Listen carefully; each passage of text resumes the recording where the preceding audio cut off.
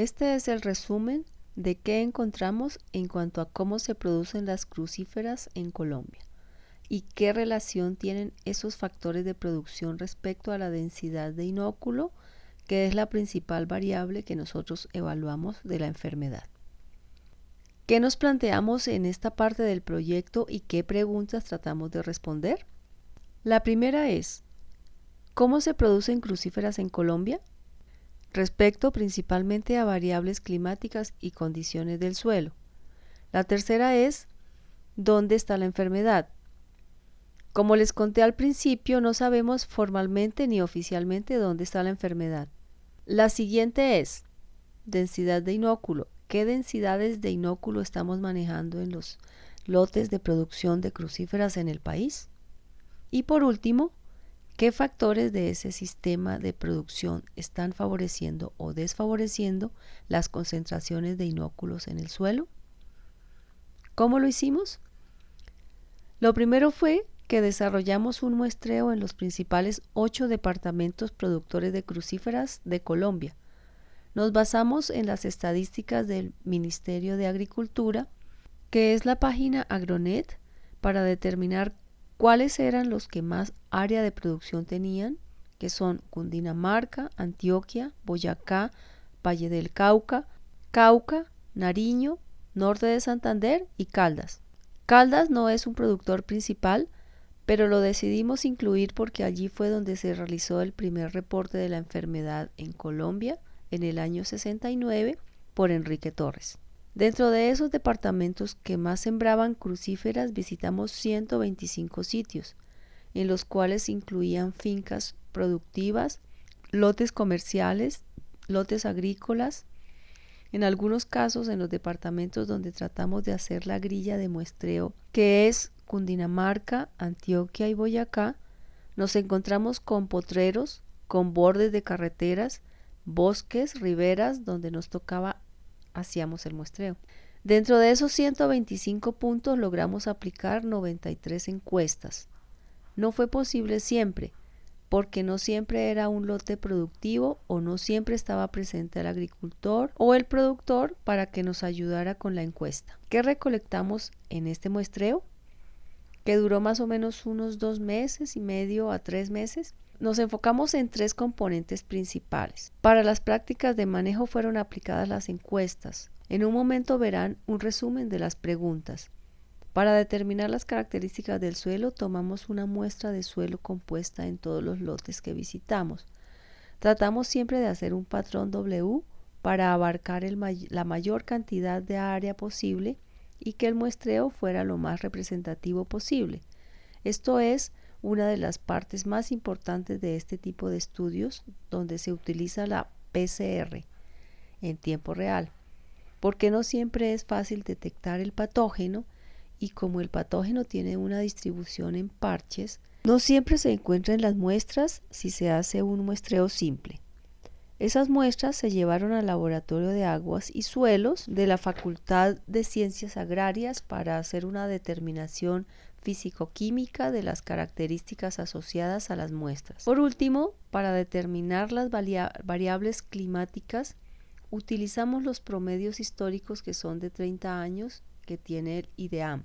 Entonces, aquí tenemos el resultado del clima de 30 años y cómo afecta eso la densidad del inóculo. Para esta parte del análisis se utilizaron unas estadísticas descriptivas simples. Entonces, ya cuando estábamos en los lotes, esta era nuestra labor: hablar con los agricultores, esto es en Sogamoso, Boyacá, haciendo la aplicación de la encuesta. Si encontrábamos el cultivo de crucíferas, repollo, brócoli, coliflor principalmente, evaluábamos la presencia de síntomas. Aquí vemos unos repollitos en Popayán. Y por último tomábamos la muestra del suelo. La muestra del suelo se compuso de 2 partes, la que iba para el análisis físico-químico y la que iba para la cuantificación del inóculo. Entonces los 2 se tomaron al tiempo, pero se trataron de forma separada después. ¿Qué preguntamos en la encuesta? Preguntamos principalmente las cosas que estaban asociadas a la enfermedad y a la siembra de crucíferas, si incluía o no y con qué frecuencia las crucíferas en sus esquemas de rotación, qué tipo de material de partida utilizaba, si compraba plántulas, si plantulaba en suelo, si tenía un semillero turba. Lo relacionado con la mecanización, como ya nos contó el doctor Strelkov, es el principal medio de dispersión del patógeno. Lo asociado a aplicación de enmiendas, frecuencia de aplicación, tipos de cales. Lo asociado al uso de materia orgánica, que también puede estar relacionado con el desarrollo de la enfermedad. La presencia de malezas de la familia Brassica, en donde, como sabemos, son hospederos alternos, son hospederos que pueden mantener los niveles de inóculo en los suelos de los lotes productivos. Y por último, el manejo de residuos de cosecha, que como ya lo explicó Andrea, una planta es capaz de liberar hasta 1.000 millones de esporas si está enferma y llega a una severidad alta. ¿Qué encontramos? Ya como resultados, lo primero que evaluamos es el área de siembra. ¿En qué tamaño de lote se están sembrando las crucíferas en Colombia? Entonces aquí tenemos un resumen. La parte naranja y la parte azul son lotes inferiores a 1 hectárea. Como podemos ver, más del 50% y el 70% de lotes en Colombia, que incluye crucíferas en su esquema de rotación, son lotes pequeños. Lo más grande que llega a haber es 1 hectárea en ese 70%. De ahí para allá encontramos lotes de 1 a 5 hectáreas en los departamentos del Caldas, norte de Santander, Valle del Cauca, Nariño, Antioquia, y lotes realmente grandes para las condiciones andinas de relieve donde se producen las crucíferas en Colombia. Un lote de más de 5 hectáreas es un lote gigante para este tipo de condiciones. Solamente encontramos este tipo de lotes grandes en el Valle del Cauca y en Cundinamarca. Representan un porcentaje mínimo, menos del 5%. Entonces, el tipo de productores que tenemos en Colombia que están produciendo crucíferas, la mayoría son pequeños productores, así como el resto de las hortalizas y la mayoría de los cultivos de este tipo en Colombia. ¿A qué altitud se están sembrando las crucíferas? Encontramos esta distribución y encontramos un poco sorprendente que hay siembras de crucíferas hasta desde los 1.600 metros, de 1.600 a 1.800 pasa en el Valle del Cauca, y fue una sorpresa para nosotros porque las temperaturas en estas alturas son altas. En promedio podemos llegar a tener temperaturas ambientales sobre los 25 a 26 grados centígrados. El grueso de las crucíferas se siembra entre los 2.000 y los 2.600 metros. El 62% de los lotes que incluyen crucíferas en Colombia están sembrados en esta altitud, pero también tenemos el otro extremo. Estos extremos los encontramos en norte de Santander y en Nariño, donde tenemos lotes de producción de hortalizas que incluyen crucíferas hasta los 3.100 metros. Esto es un factor importante para cuando hablemos de Nariño, ya que encontramos unos resultados interesantes y puede estar asociado al tema de la temperatura. Entonces, ténganlo presente. ¿Qué crucíferas se siembran en Colombia? Principalmente repollo. El 86.3% de los lotes que incluyen crucíferas siembran repollo y el restante porcentaje, más o menos del 14%, se divide entre brócoli y coliflor. El repollo aparece como la crucífera más importante sembrada en Colombia, y esto es importante para saber que la mayoría de los materiales susceptibles están acá, y uno de los pocos materiales resistentes que tenemos es el tequila. Es un repollo que podría estar entrando en estos sistemas de producción. Lo siguiente es, ¿para dónde va la producción?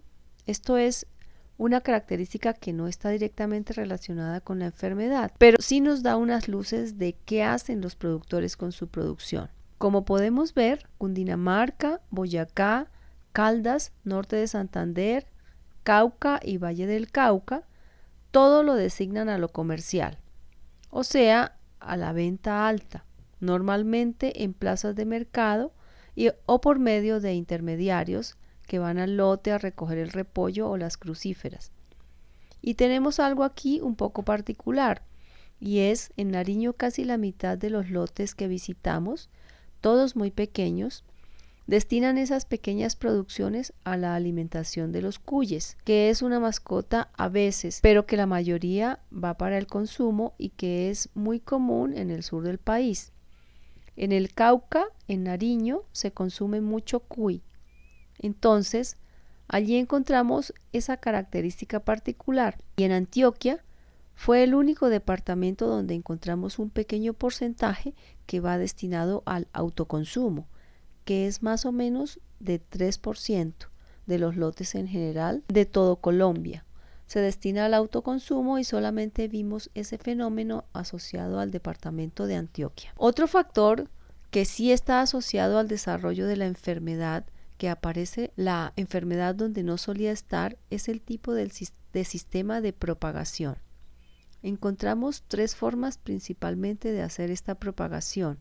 La primera, representada por la parte oscura de la barra, es la germinación de semilleros en suelo. La representada por la parte amarilla es la compra de plántulas en viveros, no necesariamente identificados, pero las plántulas llegan de empresas especializadas en la producción de plántulas. Y una pequeña porción, representada por el color verde, es la de la plantulación en la finca, pero no en viveros sino en turba. Se hace en turba y se hace con cubierta plástica. Entonces, al revisar este factor, encontramos que en Caldas el 100% de los lotes que incluían crucíferas hacían su semillero en suelo, lo mismo que en Cauca y la mayoría en el Valle del Cauca. Como ya les mencionó Andrea, uno de los factores más importantes en términos de empezar bien un cultivo de crucíferas es el material de partida. Entonces, aquí, en este sentido, en este punto de los lotes donde se están produciendo las plántulas dentro de la finca y en el suelo, hay un altísimo riesgo de que esté propagando la enfermedad porque los agricultores no tienen la forma de saber si esa porción de suelo que utilizan donde realizan el semillero está libre del patógeno o no. Ellos pueden estar incluso formando una gran estrategia de expansión del patógeno y son los principales causantes de que se disperse dentro de sus lotes. Al contrario, por ejemplo, de Antioquia y Cundinamarca, que los porcentajes de utilización de compra de plántulas son cercanos al 100%. Esto no garantiza 100% que yo no estoy entrando un nuevo inóculo o poblaciones diferentes de patógeno, pero sí, si los viveros y las plantuladoras tienen certificación y si hacen las cosas bien, estamos disminuyendo mucho el riesgo de dispersión del patógeno, así como también en Boyacá. En general, digamos que el país está un poquito tecnificado en el material de partida que se usa para producción de crucíferas. Otro factor que evaluamos con la encuesta fue el tema de la mecanización. Como ya sabemos, es uno de los principales factores de dispersión del patógeno. ¿Qué encontramos? La barra azul es lotes mecanizados y sin mecanizar se refiere al uso del azadón, de bueyes y de motocultores principalmente. Son las tres alternativas principales a la mecanización, ya más contractual. Importante resaltar aquí en estos datos que los departamentos más tecnificados en este sentido son Cundinamarca, que está 100% mecanizado, Boyacá también es 100% mecanizado, el norte de Santander hay un porcentaje cercano al 90% que mecaniza. Estos son los departamentos más tecnificados, pero con mayor riesgo de ser los que más están dispersando el patógeno por medio de estas maquinarias. Está el otro extremo, donde mecanización no es una posibilidad económica, o porque no hay maquinaria disponible, o porque no es necesario, porque los lotes son pequeños, digamos el ejemplo de Caldas, el Cauca, y en Antioquia la mayoría de la preparación de los suelos se hace manualmente, con azadón, con bueyes o con el uso de motocultor de una herramienta individual. Dentro de los agricultores que están mecanizando y en sus lotes incluyen crucíferas, encontramos este dato importante que es de esos quienes alquilan la maquinaria. Entonces vemos departamentos como Boyacá, Valle del Cauca, Nariño y Antioquia, que la gran mayoría de los productores alquilan la maquinaria y ahí es donde viene el riesgo de que esa maquinaria alquilada no la limpian, normalmente no lo hacen, y que venga contaminada con suelo infectado y se empiece a hacer la dispersión del patógeno por medio de esa vía. Entonces, donde más hay riesgo de que haya ese tipo de dispersión, estamos hablando de los departamentos donde más se alquila la maquinaria: Boyacá, Valle del Cauca, Nariño y Antioquia. Los que menos riesgo tienen para esto son Cundinamarca y norte de Santander. En Cundinamarca hay grandes productores y normalmente ellos son dueños de su maquinaria. Entonces, de pronto este valor se ve bajito, pero entonces los grandes productores de Cundinamarca tienen muchos lotes dispersos por toda la sabana. Entonces puede ser bajito el valor, pero el riesgo sigue siendo alto porque esas maquinarias es de un mismo dueño, pero se la pasa por toda la sabana haciendo dispersión del inóculo y preparación de carga. Respecto a la incorporación de residuos, el panorama es difícil. Como pueden ver, solamente en el Cauca y en el Valle del Cauca, una gran proporción de productores retiran los residuos, o sea, no los incorporan, pero el resto del país hay una incorporación de residuos que es como nos contaba el doctor Strelkov. Allá también hacen eso, pasan la rastra, pasan el rastrillo e incorpora otra vez todas esas raíces con agallas, con esporas, y el problema se está aumentando. Entonces la mayoría del país, casi el 90% de los lotes están en riesgo de que cada ciclo de cultivo, si está presente la enfermedad, se aumente el problema en las proporciones que Andrea les comentó. Hasta aquí tenemos esa parte de la caracterización del sistema y nos preguntamos, ¿y la enfermedad en qué está en los departamentos? ¿Qué pasa con ella? Lo primero que determinamos fue la presencia o la prevalencia de la enfermedad. Entonces, según nuestros datos, nuestro muestreo y nuestra experiencia en el campo, encontramos la enfermedad en 7 de los 8 departamentos que visitamos. Nariño, para nuestra información, aparece como una zona libre del patógeno, pero en conversaciones con Azofrucol Nariño, nos contaron y nos reportaron que la enfermedad sí está presente en algunas zonas. Recuerdo el municipio de Potosí, donde estaba presente la enfermedad.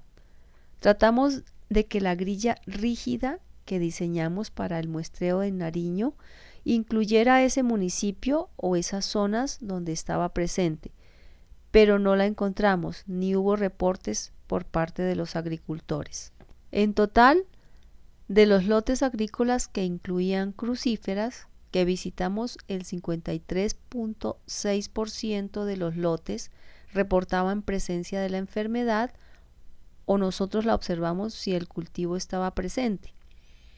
Aquí, como decimos en Nariño, no lo encontramos, pero se reporta de parte de los técnicos de la zona. Y por último encontramos que la severidad, cuando la pudimos evaluar, cuando estaban los cultivos presentes, siempre fue muy alta, siempre fue en esta escala que plantea Wank y que se adaptaron esas fotos para repollo.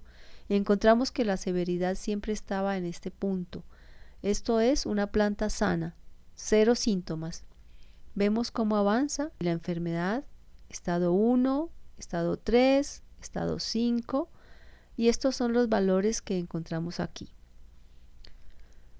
Cuando ya encontramos estas plantas, generalmente estaban a días de morirse porque la severidad de la enfermedad lleva a que la planta se deshidrate completamente y a lo último muera, pero también encontramos este tipo de severidad.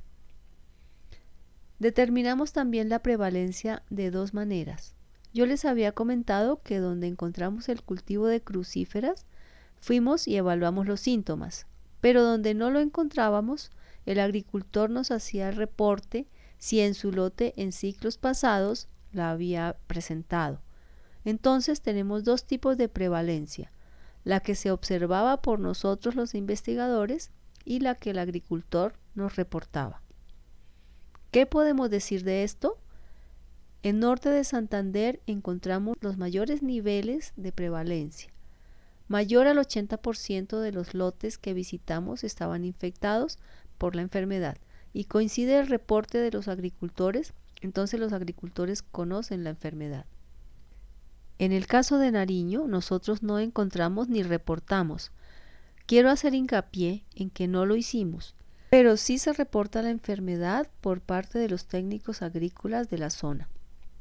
En el Cauca hay un fenómeno interesante y es este tema. Nosotros en los lotes que visitamos encontramos la enfermedad, pero el agricultor no asociaba esos síntomas, esas afecciones que generaba la enfermedad con la enfermedad, sino con otras cosas que son producto de la presencia de la enfermedad, que es el estatus hídrico y nutricional. Ellos creían que hacía falta agua o que faltaba fertilizar y que por eso las plantas se quedaban pequeñas.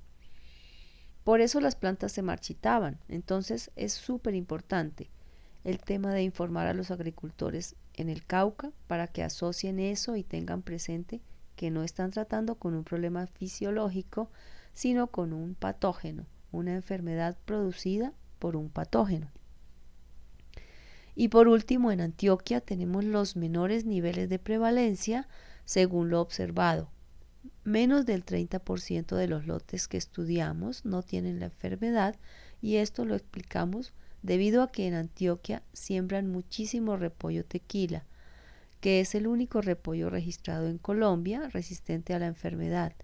Por eso tenemos estos valores. ¿Dónde encontramos la enfermedad? Porque todo el repollo verde que se siembra en Antioquia es tequila. Donde teníamos sembrados otros repollos como repollos rojos, brócoli o coliflor. Estos reportes de enfermedad todos son brócolis o repollos rojos porque el repollo verde todo es tequila y es un repollo resistente.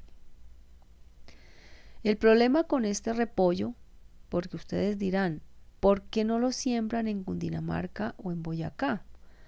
El problema con este repollo es que forma una cabeza muy grande y digamos que acá en la sabana y en las zonas de Boyacá y Cundinamarca el consumidor no le gusta ese repollo grande porque ustedes compran un repollo y lo meten a la nevera y seguramente se daña una cabeza tan grande.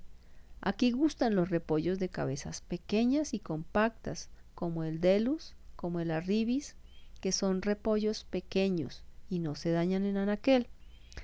En Antioquia lo producen porque se lleva a la zona Caribe y a la costa Caribe y allá como que comen mucho repollo. Bueno, ya sabemos dónde está la enfermedad, ya sabemos qué severidad encontramos en el tema. Se reporta, la observan, la conocen, no la conocen. Ahora vámonos con el tema principal de este proyecto y es la densidad de inóculo. ¿Cómo la determinamos? Fue súper difícil. Les cuento, duramos un año largo, 1 año y medio, tratando de estandarizar la técnica. Es una técnica súper complicada, pero bueno, lo logramos y este es el procedimiento. ¿Qué hicimos primero? En campo hacíamos un muestreo, una muestra compuesta, como les dije. Tratamos de hacer un patrón en W tomando mínimo 5 o 6 puntos dentro del lote en el patrón de W para tratar de hacer el muestreo lo más representativo posible. Esas muestras se trajeron a la Facultad de Agronomía, se molieron para tener una fracción la más fina del suelo, se congelaron a menos de 20 grados mientras se procesaban y utilizamos un kit comercial que se reporta como el mejor kit para la extracción de ADN genómico del suelo, que es el Power Soil de Kiagen. Esos ADN ya después utilizamos un LifeSci 480, que es un equipo de tiempo real, de PCR, tiempo real, del Instituto de Biotecnología de la Universidad. Pasamos esas muestras, multiplicado una y otra vez, muchísimas veces, hasta que logramos estandarizar la técnica. Y luego el resultado que bota este equipo son unas curvas de amplificación que nos dicen cuántas copias de ADN hay de mi organismo de interés, de mi fragmento de interés. Entre más cerquita por acá, más ADN del patógeno hay.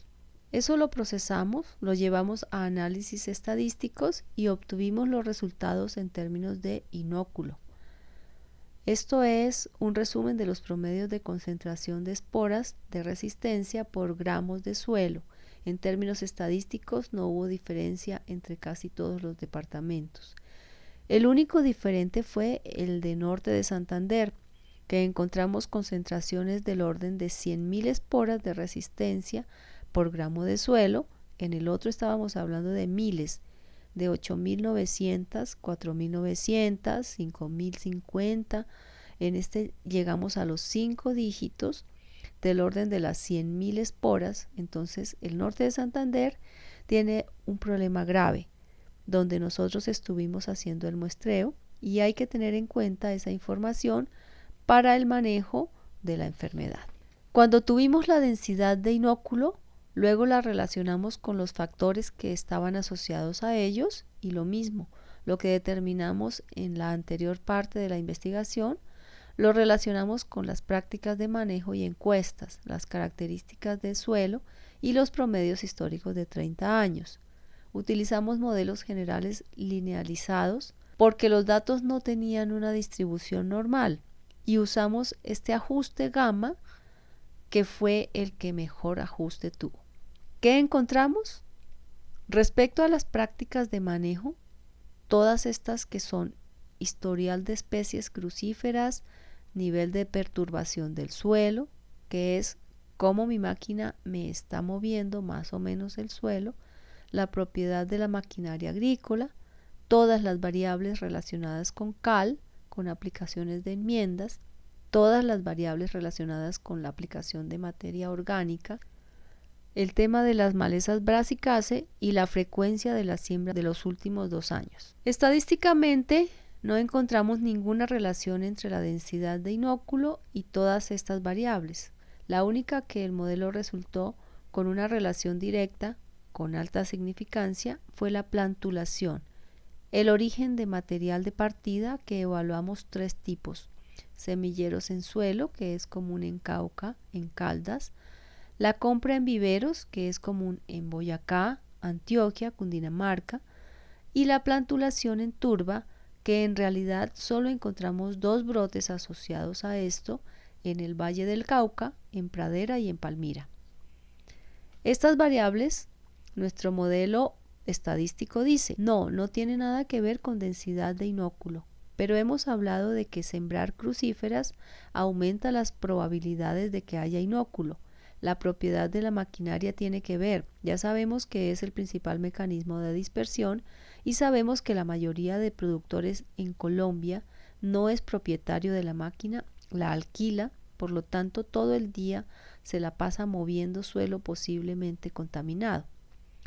El otro factor que tiene un efecto y que la literatura reporta es el tema de la aplicación de enmiendas, que posiblemente también esté relacionado con la enfermedad, y por último la frecuencia de siembras. Estas variables estadísticamente no son importantes para nosotros, pero nosotros sabemos, y la literatura y todo lo que se sabe de hernia de las crucíferas nos dice que sí, que las tenemos que tener en cuenta. Por eso les voy a hablar sobre en qué términos está eso en los lotes que visitamos. Este es un promedio de la densidad de inóculo con lotes con siembra de crucíferas y lotes que no tienen. Entonces, el verde es el porcentaje de lotes que no han sembrado crucíferas, y el azul, los que sí han sembrado crucíferas.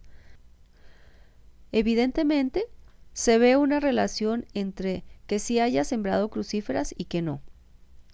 En los lotes donde sí se han sembrado crucíferas, la concentración de esporas puede ser cercana en promedio a las 20.000 esporas por gramo de suelo. Por el contrario, en lotes donde no se ha sembrado, más o menos estamos hablando de 5.000 esporas de resistencia. Estamos hablando de una diferencia de 400% en términos de la densidad de inóculo. Esto llevado a la práctica en términos de la severidad y la afección que pueden llegar a generar estas esporas en la producción es bastante importante. Entonces podemos decir que estadísticamente no encontramos nada, pero sí hay una relación en que se hayan sembrado porque simplemente el inóculo se está manteniendo viable. Si se siembran crucíferas hay una continuidad de la densidad de inóculo por la reactivación y la liberación de nuevas esporas al suelo. En la otra variable que no correlacionó estadísticamente, pero que sí sabemos que tiene que ver, es el tema de la propiedad de la maquinaria y la mecanización. Esto es un lote donde ya se está recogiendo. Están los costales llenos de repollo y ahí mismo viene el lote preparado para la siguiente rotación.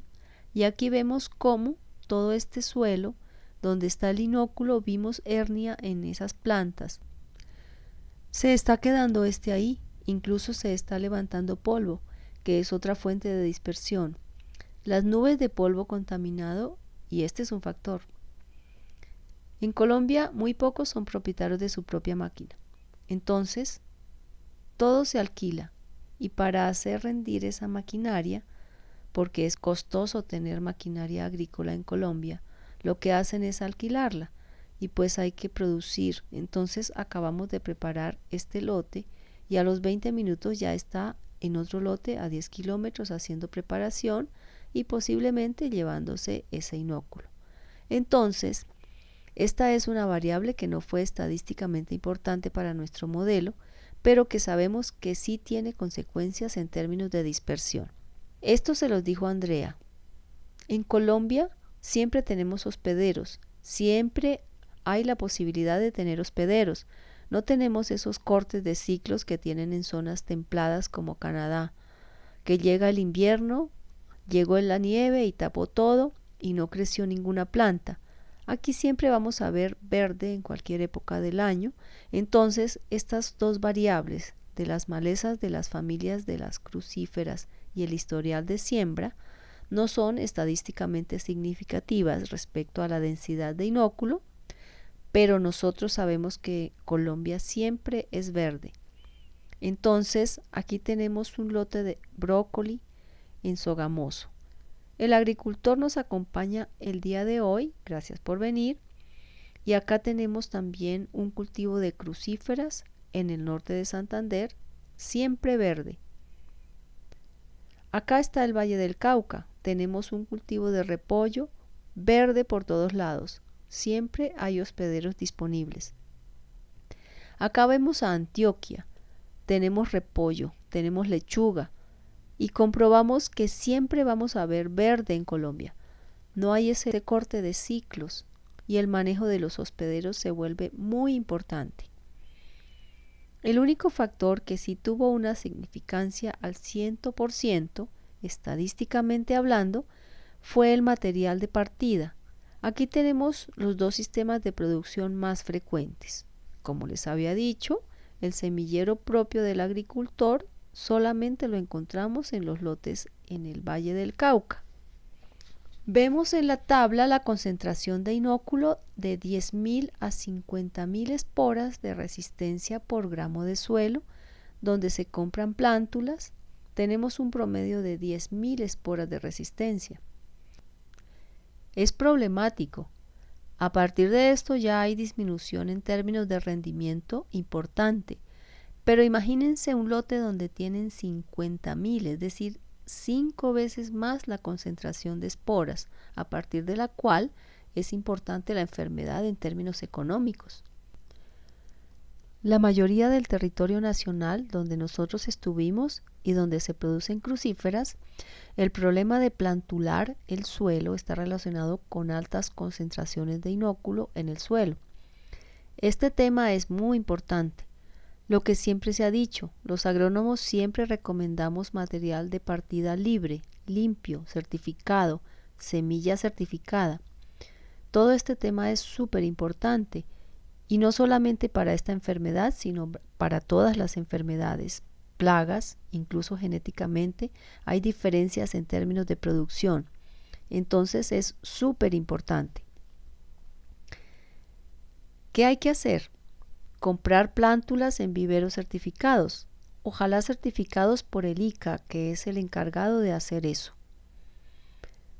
Respecto a las características del sistema de producción, ninguna de las variables se relacionó con la densidad de inóculo. Entonces, el área del lote fue indistinta para la densidad de inóculo, no importa el tamaño. En términos de la relación de la propiedad, si el lote está manejado por el dueño o por un administrador, o si lo tenían rentado, no hay efecto sobre la densidad. Lo mismo, cuánto tiempo lleva explotando ese lote, no hay efecto. El destino de la producción tampoco influye. No importa que el repollo se vaya para los cuyes, y finalmente tampoco tuvo relación con la densidad de inóculo si la producción es orgánica o convencional. Vamos a seguir con las propiedades del suelo. Aquí sí encontramos bastantes variables que tienen que ver con la concentración de inóculo.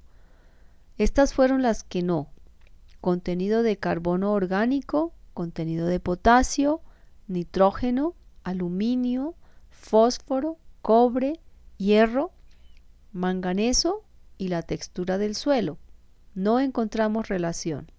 Pero aparece el pH. Todos les hemos mencionado. El pH es importante para el desarrollo de la hernia porque así se permite la generación de esporas. Estadísticamente no encontramos relación, pero ya sabemos que el pH es importante. Entonces, aquí les muestro un resumen de los lotes con pH óptimo para el desarrollo de la enfermedad. Estamos hablando de un pH entre 5 y 6.5, un pH óptimo para el desarrollo de la enfermedad. Y vemos la proporción de lotes que tienen ese pH óptimo.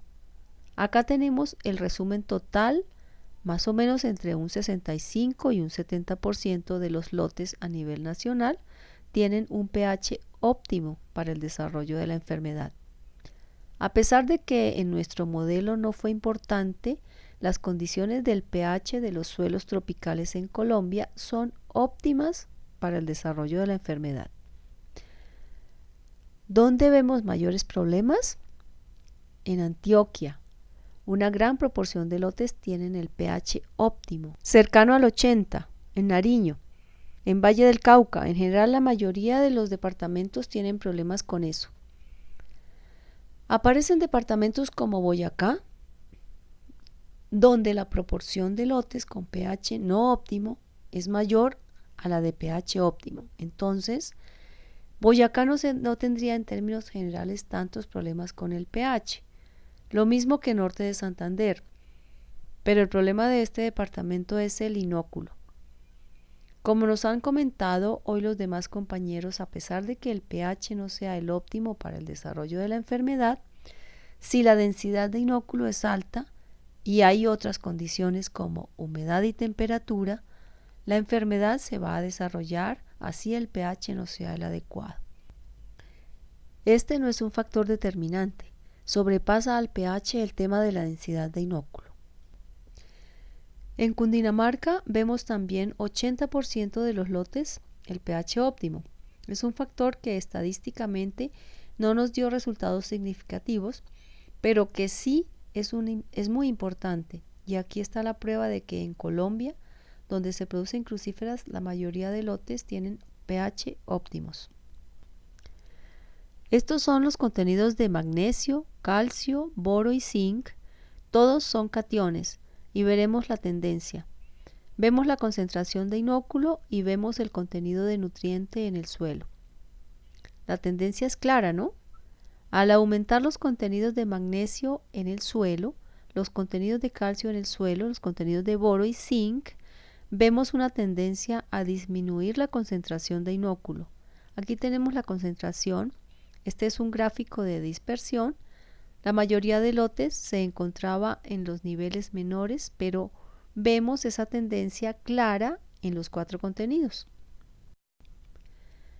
Y acá vemos sodio, que también tiene la misma tendencia a disminuir la densidad de inóculo cuando esos elementos se van aumentando. Dentro de esos 5 elementos que vemos ahí, los 2 más importantes son el calcio y el boro. Son los 2 elementos que se reportan con mayor efecto sobre el desarrollo de la enfermedad, tanto por su efecto catiónico, en el pH como directamente en el desarrollo de la enfermedad como catión individual. Este es un reporte que dice que el incremento en las concentraciones de calcio reduce el número de infecciones y la expresión de síntomas. Entonces tenemos menos sitios de infección, lo que lleva al final a menos síntomas, por ende, menos reducciones del rendimiento. En el caso de boro, estos señores desde el 91 encontraron que inhibe la maduración del plasmodio, es decir, la transición del plasmodio a esporangio, que es una parte de la infección primaria. Entonces el boro tiene un efecto directo en el desarrollo de la enfermedad. Además, los que trabajamos con el tema de enfermedades, sabemos que boro y calcio están relacionados con el tema de las paredes de las células más fuertes, menos posibilidades de que los patógenos penetren la célula. Respecto a las variables climáticas, de las evaluadas, la única que no correlacionó fue la de la temperatura mínima. Sí encontramos relación directa con la densidad de inóculo, con la precipitación, el número de días de lluvia al año, temperatura promedio y temperatura máxima. La primera que correlacionó fue la precipitación. Recuerden que esos son promedios de 30 años. Estamos hablando de clima, no de tiempo. Es el efecto del acumulativo de 30 años en esos lotes donde encontramos. ¿Y qué vemos?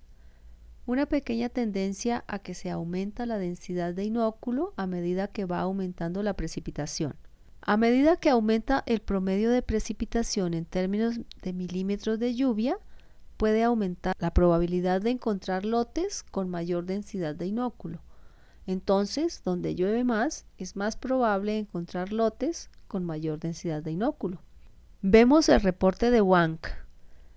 La humedad ideal para el desarrollo de la hernia está entre 60 y 70%, pero por encima del 50% la severidad de la enfermedad comienza a ser importante. Entonces, con mayor humedad, después del 50%, ya tenemos más síntomas, más efectos sobre el rendimiento y la enfermedad puede ser más importante. Lo mismo sucede con el promedio de días con lluvia al año, que está correlacionado con la precipitación y esa ligera tendencia a que aumente la probabilidad de encontrar lotes con mayor concentración de esporas de resistencia por gramo de suelo a medida en que hay más días con lluvia al año. En ese factor donde estamos hablando de 80 o 90 días de lluvia al año, habían lotes asociados con concentraciones con menos de 5.000 esporas por gramo de suelo, que es una concentración manejable. En términos de producción no van a tener problemas, quizás aparezcan algunos síntomas, pero no van a ser económicamente importantes comparados con lotes con más de 250 días de lluvia que se pueden encontrar aquí con entre 7.500 a 8.000 esporas de resistencia por gramo de suelo, y la explicación es la misma. Las unidades por encima del 50% tienen un efecto que favorece el desarrollo de la enfermedad. Y si tenemos altas concentraciones de inóculo, pues más problemas vamos a tener con esta. Para concluir, en términos de cómo se está llevando el manejo de los sistemas de producción, en términos generales en Colombia, lo estamos manejando de tal manera que estamos favoreciendo la dispersión del inóculo y el aumento de ese inóculo en los lotes productivos. ¿Qué características o qué factores asociados a la producción de crucíferas son los que más están teniendo este tipo de efecto? El tema de la mecanización, el alquiler de maquinaria es el principal factor de dispersión. El tema de material de partida, como vimos, las concentraciones de los lotes donde se producen las plántulas con semilleros en suelo son más altas, muchísimo más altas, es un tema principal. Los movimientos de suelo, vemos una foto en Antioquia donde hay una pendiente altísima, hay una gran probabilidad de que haya movimiento de suelo. Si hay un aguacero, el suelo puede llegar incluso hasta las fincas vecinas y así se está moviendo la enfermedad. Finalmente, está el uso de los materiales susceptibles. La única región que utiliza materiales resistentes es Antioquia y solamente el repollo tequila. De resto, Clarify no lo encontramos, que es un coliflor que les habíamos mencionado, no encontramos ningún lote que produjera este. Casi que más del 90% de los lotes que incluyen crucíferas utilizan materiales susceptibles, lo que genera que haya ese aumento ciclo tras ciclo en la densidad de inóculo en el suelo. Como otras conclusiones encontramos lo asociado a los contenidos del calcio, magnesio, sodio, zinc, boro. Los aumentos en la concentración de estos en el suelo disminuye la probabilidad de encontrar una alta concentración de inóculo en el suelo. Estamos hablando de probabilidades, no debemos pensar que si yo tengo un suelo saturadísimo de estas bases vamos a manejar el problema, sino que estos modelos nos hablan de probabilidades. Respecto a las variables climáticas, encontramos que a un aumento de la precipitación y a un mayor número de días con lluvia al año, se genera una mayor probabilidad de que los suelos tengan una mayor concentración. Entonces, no es inversa, sino que está directamente relacionada. A mayor humedad, mayor concentración en el suelo, mayor probabilidad de encontrar lotes con una alta concentración. Quiero agradecer al grupo de investigación que nos apoyó en la organización de este evento y en la obtención de estos datos, al grupo de agricultores, participantes y a los técnicos que nos acompañaron en las zonas, a Colciencias por la financiación y a ustedes por su atención. Gracias.